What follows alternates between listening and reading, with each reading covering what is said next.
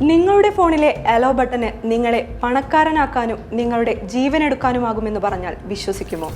1000 മുതൽ ലക്ഷം വരെ വായ്പയായി നൽകുന്ന അനധികൃത ലോൺ ആപ്പുകളെ കുറിച്ചാണ് പറഞ്ഞു വരുന്നത്. കോവിഡ് കാലത്തെ സാമ്പത്തിക പ്രതിസന്ധികൾ മുതലെടുത്തായിരുന്നു കേരളത്തിൽ ഇത്തരം ആപ്പുകളുടെ വളർച്ച.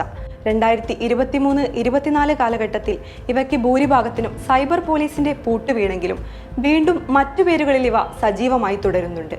ഫേസ്ബുക്ക്, ഇൻസ്റ്റഗ്രാം തുടങ്ങിയ സാമൂഹ്യ മാധ്യമങ്ങൾ വഴിയാണ് പലരും ഇത്തരം ആപ്പുകളിലേക്ക് എത്തുന്നത്. സിബിൽ സ്കോർ വേണ്ട, രേഖകൾ സമർപ്പിക്കുന്നതിന്റെ നൂലാമാലകളില്ല, ബാങ്കിൽ പോയി കാത്തിരിക്കേണ്ട, Aadhaar, PAN card, bank account എന്നിവയുണ്ടെങ്കിൽ ഒറ്റ ക്ലിക്കിൽ ലോൺ റെഡി. ഇതൊക്കെയാണ് പലരെയും ആകർഷിക്കുന്നത്. എന്നാൽ ഇത്തരം ചതിക്കുഴികളിൽപ്പെട്ട് അടുത്ത കാലത്തായി കേരളത്തിൽ ജീവനൊടുക്കിയത് നിരവധി പേരാണ്. അതിന്റെ ഒടുവിലത്തെ ഉദാഹരണമാണ് പാലക്കാട് മേനോൻപാറ സ്വദേശി അജീഷ്. മോർഫ് ചെയ്ത ചിത്രങ്ങൾ പ്രചരിപ്പിക്കുമെന്ന് കാണിച്ചായിരുന്നു അജീഷിന് വന്ന ഭീഷണി സന്ദേശങ്ങൾ. ഇത്തരം ആപ്പുകൾ നിയമപരമായി പ്രവർത്തിക്കുന്നവയാണോ എന്ന് പോലും പരിശോധിക്കാതെയാണ് പലരും ലോൺ എടുക്കുന്നത്. ആപ്പ് ഇൻസ്റ്റാൾ ചെയ്യുന്നതോടുകൂടി ഫോണിലെ കോൺടാക്ട് ലിസ്റ്റ് മുതൽ ഗാലറി വരെയുള്ള വിവരങ്ങൾ ചോർത്തിയെടുക്കും.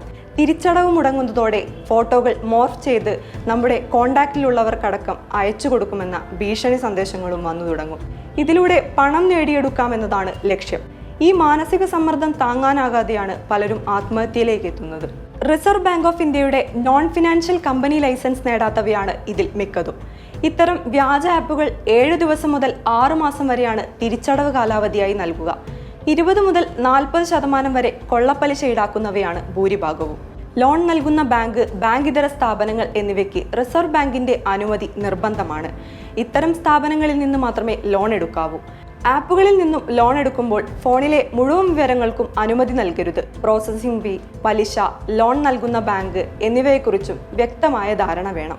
വ്യാജ ആപ്പുകളിൽ നിന്ന് പണം സ്വീകരിക്കുന്നതും അത്തരം ആപ്പുകൾ സന്ദർശിക്കുന്നത് പോലും വിനയാകാൻ സാധ്യതയുണ്ട്. എന്നാൽ ഇത്തരം തട്ടിപ്പുകളിൽ ചെന്നുപെട്ടാൽ എത്രയും വേഗം 1930 എന്ന നമ്പറിൽ സൈബർ പോലീസിൽ പരാതി രജിസ്റ്റർ ചെയ്യാം.